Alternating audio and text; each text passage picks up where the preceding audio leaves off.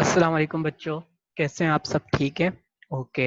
So last class में हम grouping animals के बारे में पढ़ रहे थे कि हमारे पास कौन कौन से ग्रुप्स हैं एनिमल्स के और उनमें कौन कौन से एनिमल्स पाए जाते हैं। ठीक है। सो हमने इसमें एक जो कवर किए थे वो हमारे पास मैमल्स थे। हमने मैमल्स के बारे में पढ़ लिया था, हमने बर्ड्स के बारे में पढ़ लिया है। ठीक है।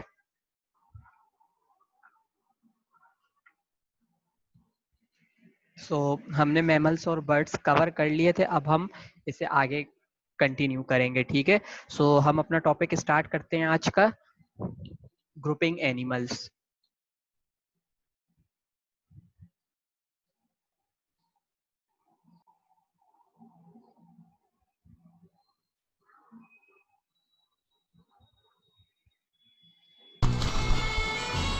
Hello, hello! How are you, mateys? Not one is biting. Well, later I will continue because today I am going to talk to you about another group of vertebrate animals fish. Okay बच्चों, सो आज हम जिस vertebrate group के बारे में पढ़ेंगे वो कौन से जो हम पहले पढ़ेंगे वो है फिश। ठीक है। आज हम फिश के बारे में पढ़ेंगे। ठीक है। जो कि क्या है? वाटर एनिमल है। ठीक है। या तो हम फिश के बारे में कह सकते हैं कि हम फिश के बारे में पढ़ेंगे या तो वाटर एनिमल्स के बारे में। ठीक है। तो दोनों बात एक ही है। ठीक है।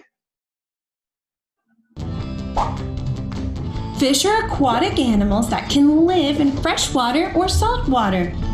They ओके बच्चों, तो फिश कहाँ रहती है? फिश कहाँ पाई जाती है?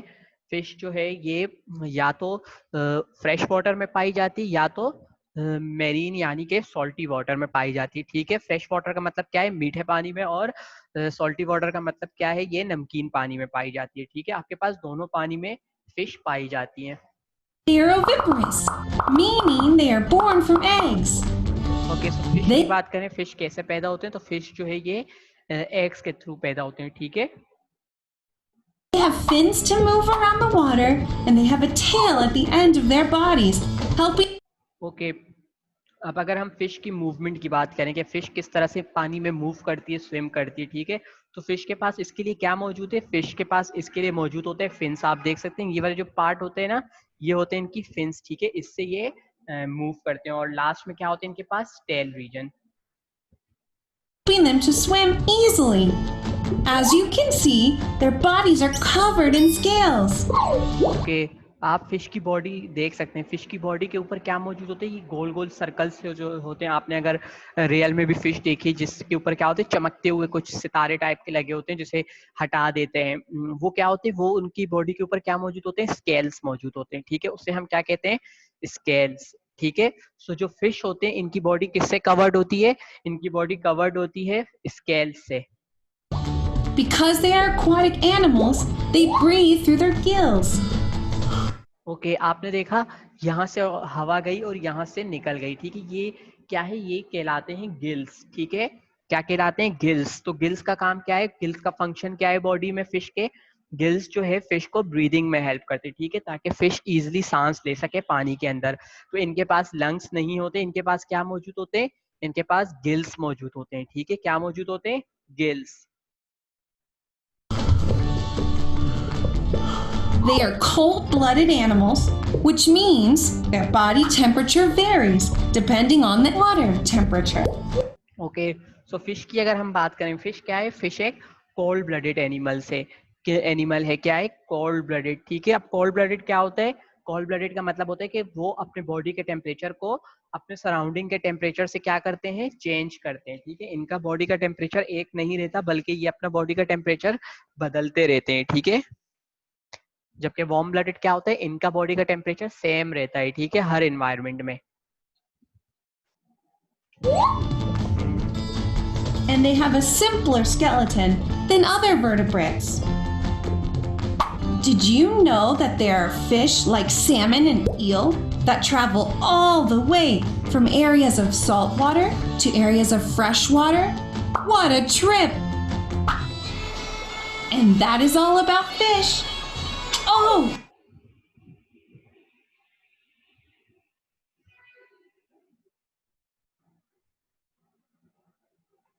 ठीक है बच्चों, तो हमने क्या पढ़ा? आज अभी हमने क्या पढ़ा, हमने फिश के बारे में पढ़ा, ठीक है। हमने फिश के बारे में क्या कहा, हमने कहा कि फिश जो है ये सॉल्टी वाटर और फ्रेश वाटर दोनों में पाई जाती है, ठीक है। इनके पास क्या होते हैं, स्विमिंग के लिए इनके पास फिन्स मौजूद होते हैं, ठीक है। इसके अलावा इनके पास टेल भी होती है जो कि इन्हें किस में हेल्प करती है, वो इन्हें हेल्प करती है स्विमिंग में। अब इनकी रिस्पायरेशन की बात करें, ब्रीदिंग की बात करें, तो फिश कैसे ब्रीथ करती है, फिश जो है गिल्स के थ्रू ब्रीथ करती है, ठीक है। ब्रीदिंग कैसे करती है, गिल्स के थ्रू। इनके पास लंग्स नहीं होते, इनके पास क्या होते हैं, गिल्स मौजूद होते हैं। और इनकी जो पूरी बॉडी होती है वो किससे कवर्ड होती है, वो स्केल से कवर्ड होती है, ठीक है। और फिश जो है ये कैसे बॉर्न होते हैं, ये थ्रू एग्स बॉर्न होते हैं, ठीक है। अच्छा, अब बहुत सारे एनिमल्स हमारे पास हैं, जैसे कि टर्टल हो गया, ठीक है। या हम बात करें क्रोकोडाइल की, ये भी हमारे पास वाटर में पाए जाते हैं, मगर ये फिश नहीं है, ठीक है। अच्छा, फिर अब बच्चों आपके पास एक फिश होती है जिसका क्या नाम है, ईल फिश, ठीक है। क्या नाम है, ईल फिश, या हम उसे क्या कहते हैं, इलेक्ट्रिक ईल, ठीक है। वो क्या करती है, वो हल्का सा जो है ना अपनी बॉडी से इलेक्ट्रिक करंट डिस्चार्ज करती है, ठीक है। जिसकी वजह से क्या होता है, वो जो भी फूड होता है ये उसे कैच कर लेती है, ठीक है। और ये इससे अपने दुश्मनों से भी सेफ रहती है। तो ये आज हमने क्या पढ़ा अभी, फिश के बारे में। I think I've got something. See you later. How's it going, guys? Today we are going to talk about. Oh, I had a frog on my head, and you didn't even tell me. That was scary. Well, today I have come to talk to you guys about another group of vertebrate animals, amphibians. Okay, so fish के बाद जो हम vertebrate का group पढ़ रहे हैं वो कौन सा है, वो है एम्फीबियंस, ठीक है। हम अब किसके बारे में पढ़ने जा रहे हैं, अभी हम पढ़ने जा रहे हैं एम्फीबियंस के बारे में। तो बच्चों आपको पता है एम्फीबियंस क्या होते हैं, एम्फीबियंस किसे कहते हैं?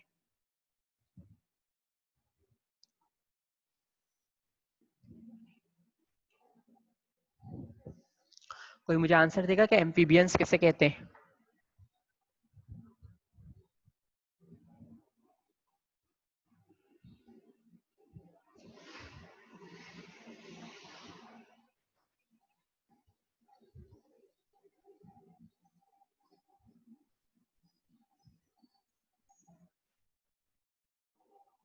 ओके, सो एम्फीबियंस वो एनिमल्स होते हैं जो कि क्या है, जो कि पानी और ज़मीन दोनों पर रहते हैं, ठीक है। कहाँ पर पाए जाते हैं, ये वाटर और लैंड दोनों पर पाए जाते हैं, but they always lay their egg on waters, ठीक है, on the surface of water, ठीक है। ये क्या करते हैं, हमेशा अपने अंडे कहाँ देते हैं, पानी के सरफेस पर देते हैं, ठीक है। सो एम्फीबियंस क्या है, एम्फीबियंस वो एनिमल्स होते हैं जो कि लैंड और वाटर दोनों में पाए जाते हैं, मगर ये हमेशा अपने अंडे कहाँ पर देते हैं, ये हमेशा अपने अंडे पानी में देते हैं, ठीक है।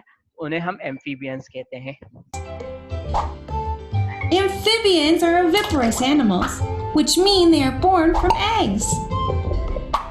The babies are born in the water and breed. Okay, so ये जो एम्फीबियंस है ये भी अंडों के थ्रू पैदा होते हैं, ठीक है। और इनके बच्चे किस में बड़े होते हैं, पानी के अंदर ही बड़े होते हैं। Through their gills. When they grow up, they can live on land or in the water. Okay, so ये जैसे जैसे बड़े होते हैं फिर ये क्या होता है, ये पानी से बाहर आ जाते हैं, ठीक है। And breathe through their lungs and skin. Okay बच्चों, एम्फीबियंस की रिस्पायरेशन की बात करें कि एम्फीबियंस सांस कैसे लेते हैं, तो एम्फीबियंस किस तरह से सांस लेते हैं, एम्फीबियंस जो है ये लंग्स के थ्रू सांस लेते हैं और ये अपनी स्किन के थ्रू सांस लेते हैं, ठीक है। दोनों के जरिए ये सांस लेते हैं, किन किन चीजों के जरिए, स्किन के जरिए भी और लंग्स के जरिए भी। Their skin is moist and they don't need hair. Okay, इनकी स्किन की बात करें, ठीक है। इनकी स्किन कैसे होती है, इनकी जो स्किन होती है ना वो मॉइस्ट होती है, यानी गीली गीली न, ठीक है। और इनकी जो स्किन होती है उनके ऊपर हेयर्स नहीं होते, ठीक है। कोई भी बाल, किसी भी किस्म के बाल इनकी बॉडी के ऊपर नहीं पाए जाते। They are cold-blooded animals, which means their body temperature varies depending on the air temperature. Okay, so ये भी जो है एम्फीबियंस ये भी कोल्ड ब्लडेड होते हैं, ठीक है। क्या होते हैं, कोल्ड ब्लडेड, जिसका मतलब क्या है कि ये अपना बॉडी का टेम्परेचर बदल सकते हैं अपने सराउंडिंग के लिहाज से, ठीक है। Did you know that amphibians are the only vertebrates that are born with a tail and live in the water? When they get bigger, they grow 4.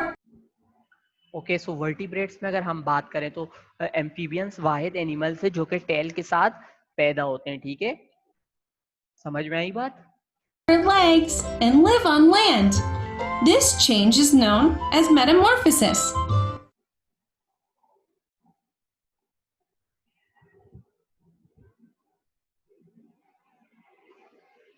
Okay, so amphibians क्या होते हैं? ये अपने अंडे पानी में देते हैं और फिर क्या होते हैं, अंडे जो है पानी के अंदर क्या हो जाते हैं, टूट जाते हैं, हैच हो जाते हैं, और जिसमें से एक बेबी फ्रॉग पानी के अंदर निकल जाता है, ठीक है, जो कि बिल्कुल फिश की तरह होता है, ठीक है।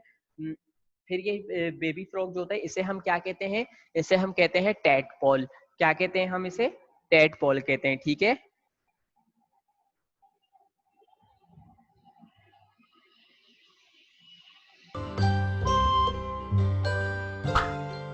That's everything about amphibians, friends. I hope you guys liked it. I'm going to stay here with my new friend. See you later. Okay, so अभी हमने किस चीज के बारे में पढ़ा? कौन से एनिमल्स के बारे में हमने पढ़ा? अभी हमने पढ़ा एम्फीबियंस के बारे में, ठीक है। सो एम्फीबियंस क्या है? एम्फीबियंस जो है ये भी वर्टिब्रेट्स के ग्रुप में आते हैं, ठीक है। एम्फीबियंस जो है ये जमीन पर और पानी दोनों में रहते हैं, लेकिन ये अपने अंडे हमेशा पानी में देते हैं, ठीक है। ये जब अपने अंडे देते हैं तो क्या होता है, वो पानी के अंदर ही हैच हो जाते हैं, जिससे क्या होता है, बेबी निकल आता है, ठीक है। वो बिल्कुल फिश की तरह होता है, जिससे हम क्या कहते हैं, टेडपोल, ठीक है। फिर ये टेडपोल जो होता है ये बड़ा हो जाता है और ये पानी से बाहर आ जाता है, ठीक है। ये पूरे प्रोसेस को हम क्या कहते हैं कि ये जब पानी में होता है फिर उससे बाहर आ जाता है, ये पूरा प्रोसेस कहलाता है मेटामॉर्फोसिस, ठीक है। क्या कहलाता है? मेटामॉर्फोसिस। समझ में आ गई बच्चों? अच्छा, फिर इनकी स्किन की बात करें, इनकी स्किन कैसी होती है? इनकी स्किन मॉइस्ट होती है, ठीक है। और स्किन के ऊपर कोई भी हेयर्स मौजूद नहीं होते, ठीक है। इसके अलावा ये जो एम्फीबियंस है ये लंग्स और स्किन की थ्रू सांस लेते हैं, ठीक है। किसके जरिए? स्किन और लंग्स के थ्रू सांस लेते हैं। इनके पास गिल्स नहीं होते, ठीक है। अब ये भी तो पानी में है, इनको सांस लेनी है तो ये कैसे लेंगे? स्किन के थ्रू लेंगे, ठीक है। इनके पास गिल्स नहीं होंगे। Hi, friends! Today we are going to talk about another group of vertebrates. Today we will talk about. Oh, it almost got me! Today we will talk about reptiles. Okay, so अब जो next vertebrates का हम group पढ़ेंगे वो कौन सा है? Reptiles, ठीक है। कौन सा ग्रुप है हमारे पास अभी? रेप्टाइल्स। रेप्टाइल्स के बारे में आप कुछ जानते हैं कि रेप्टाइल्स कौन सा ग्रुप है, कहाँ पाया जाता है?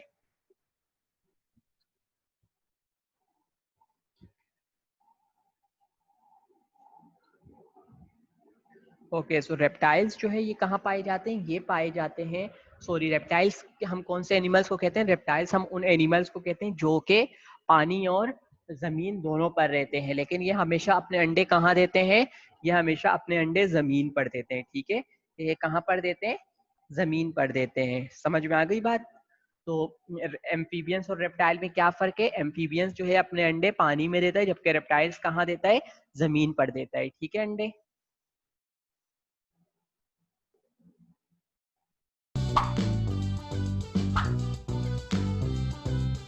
Reptiles are oviparous animals, meaning they are born from eggs. Okay, so reptiles कैसे बॉर्न होते हैं? ये भी अंडों से ही बॉर्न होते हैं, ठीक है। Their bodies are covered in hard scales. Okay, इनकी बॉडी की बात करें, जैसे आपने क्रोकोडाइल देखा होगा ना, उसके ऊपर क्या मौजूद होता है? उसकी स्किन क्या होती है? हार्ड होती है। तो हार्ड स्किन होती है और कैसे होती है? उसके ऊपर स्केल्स मौजूद होते हैं, ठीक है। क्या होते हैं? स्केल्स मौजूद होते हैं। इसके अलावा जो रेप्टाइल्स होते हैं इनके पास 4 लेग्स होते हैं, ठीक है, और इनकी स्किन कैसे होती है? ड्राई होती है। Their legs are really short. Actually, some don't even have legs, like snakes. अब हमने कहा रेप्टाइल्स के पास क्या होते हैं? 4 लेग्स होते हैं, लेकिन अगर हम स्नेक्स की बात करें, ठीक है, किसकी बात करें? स्नेक्स की बात करें तो ये क्या होते हैं? इनके पास कोई लेग्स नहीं होते हैं, ठीक है। लेकिन ये क्या है? ये भी रेप्टाइल्स है। तो अगर हम शॉर्ट फॉर्म में बात करें कि रेप्टाइल्स क्या होते हैं, तो आप क्या कहेंगे? एक तो रेप्टाइल्स होते हैं जो कि जमीन पर रहेंगे, जमीन पर रेंगने वाले एनिमल्स को हम क्या कहते हैं? रेप्टाइल्स कहते हैं, ठीक है। जैसे लिजर्ड यानी छिपकली, वो भी क्या है? वो भी रेप्टाइल है, ठीक है। क्रोकोडाइल रेप्टाइल है, स्नेक्स रेप्टाइल है, जितने भी टर्टल क्या है आपके पास? वो भी रेप्टाइल है, ठीक है। Some reptiles have a shell, like a turtle. Good morning. Okay. अगर हम कुछ और रेप्टाइल्स की बात करें तो उनके पास क्या होता है, उनके पास शेल मौजूद होता है, ठीक है, जिसे आपने देखा ना टर्टल के पास क्या है, एक शेल मौजूद होता है जिसके अंदर टर्टल छुप जाता है ताकि कोई उससे नुकसान ना पहुंचा सके, ठीक है। Morning, turtle. They are cold-blooded animals, which means their body temperature varies depending on the air temperature. Cold-blooded animals है, ठीक है, कौन से एनिमल्स है? They breathe through their lungs. Okay, इनके रेस्पिरेशन की बात करें कि ये किस तरह से सांस लेते हैं, ठीक है, तो ये किस तरह से सांस लेते हैं, ये लंग्स के थ्रू सांस लेते हैं। किसके थ्रू सांस लेते हैं? लंग्स के through. They usually live in warm places. Did you know that reptiles live longer than any other animal? Some, like turtles, can live up to 100 years. क्या ओके बच्चों, सो जितने भी एनिमल्स हैं ना उसमें से जिनकी सबसे ज्यादा उम्र होती है, यानी जो कि सबसे ज्यादा अरसे तक जिंदा रहते हैं, वो रेप्टाइल्स है, ठीक है। कौन से एनिमल्स है? रेप्टाइल्स। ये 100 साल तक भी जिंदा रहते हैं। That's all about reptiles. Okay, so आज हमने अभी क्या पढ़ा? हमने रेप्टाइल्स के बारे में पढ़ा। हमने रेप्टाइल्स के बारे में क्या कहा? हमने कहा ये रेंगने वाले जानवर होते हैं जो जमीन पर रेंगते हैं, ठीक है। इनकी स्किन कैसे होती है? इनकी स्किन जो होती है वो ड्राई होती है, ठीक है, और उसके ऊपर स्केल्स मौजूद होते हैं, ठीक है, और इनके पास 4 लेग्स होते हैं, लेकिन स्नेक्स के पास कोई भी लेग्स नहीं होते हैं, ठीक है। सो अच्छा, इसके अलावा ये जो होते हैं ये कोल्ड ब्लडेड एनिमल्स होते हैं, ठीक है, जो क्या क्या करते हैं, अपना बॉडी टेम्परेचर अपने सराउंडिंग के मुताबिक चेंज कर सकते हैं, ठीक है। ओके, इनके स्केल्स की बात करें तो इनकी जो स्केल्स होती है इनकी बॉडी के ऊपर, ये क्या करती है, ये इन्हें प्रोटेक्ट करती है, ठीक है, गर्म और ठंडे मौसम में, ठीक है। अच्छा, तो ये जो रेप्टाइल्स होते हैं ये अपनी जिंदगी जो है पानी और जमीन दोनों पर गुजारते हैं, ठीक है, लेकिन ये हमेशा अपने अंडे कहाँ देते हैं? जमीन पर देते हैं, ठीक है।